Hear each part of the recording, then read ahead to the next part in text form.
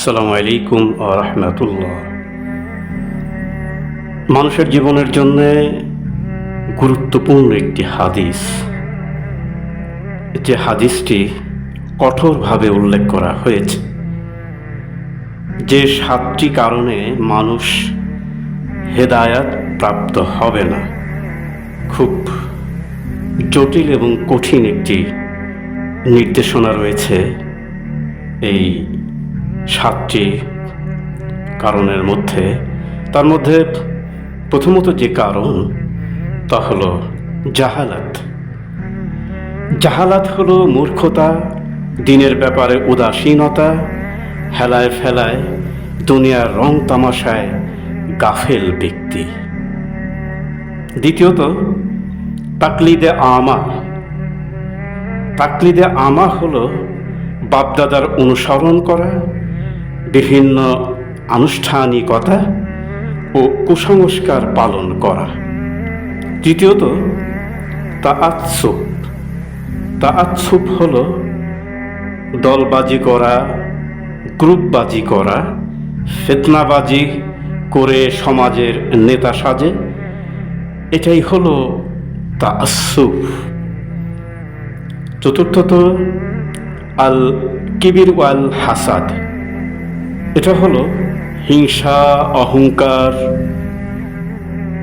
যেমন করেছিল আবু জেহেল, আবু লাহাব, ফিরাউন, ইবলিস।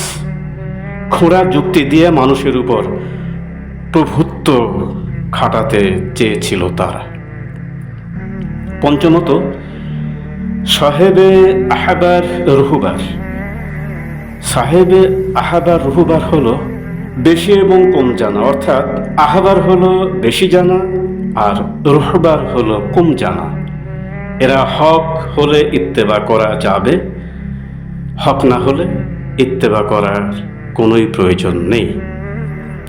ষষ্ঠত কলবের বক্রতা। জাইবুল কালব যাকে বলা হয়, অন্তর বাঁকা হয়ে যাওয়া, অর্থাৎ এটা বড় বড় রোগের চেয়েও অত্যন্ত মারাত্মক। এটা একমাত্র মহৌষধ হলো পবিত্র আল কোরআন এবং হাদিসের ছায়াতলে ফিরে আসা, নচেত সম্ভব নয়। সে জীবনও হেদায়েত পাওয়া তো দূরের কথা, হেদায়েতের ধারের কাছেও সে আসতে পারবে না। সপ্তমত ইত্তেবাউল হাওয়া। ইত্তেবাউল হাওয়া হলো মানুষের ভিতরের ইচ্ছা, মন যেমন চায় তেমনই চলা, প্রবৃত্তির অনুসরণ করা, নিজেদের মন গড়ার সিস্টেম বা পদ্ধতি মতো পরিচালিত হওয়া। এমন সব মানুষ যদি পরিবর্তন না হয় তাহলে তারা কখনো হেদায়েত প্রাপ্ত হবে না। আর এ থেকে মুক্তি পেতে হলে সেই কোরআন এবং হাদিস এবং সুন্নাহর ইত্তেবা ছাড়া সম্ভব নয়। আমরা এই চমৎকার হাদিসটি শুনলাম। 7টি পয়েন্টে, প্রত্যেকটি পয়েন্টেই সতর্কবাণী উচ্চারিত হয়েছে। আর পৃথিবীতে সবচেয়ে মূল্যবান হলো একজন মুসলিমের সঠিক হেদায়েত প্রাপ্ত হওয়া। তাছাড়া সে সিরাতুল মুস্তাকিমে কখনোই চলতে পারবে না, চলা সম্ভব নয়। আল্লাহ তাআলা আমাদেরকে হেদায়েত প্রাপ্ত করুন, সরল সোজা পথ দেখান।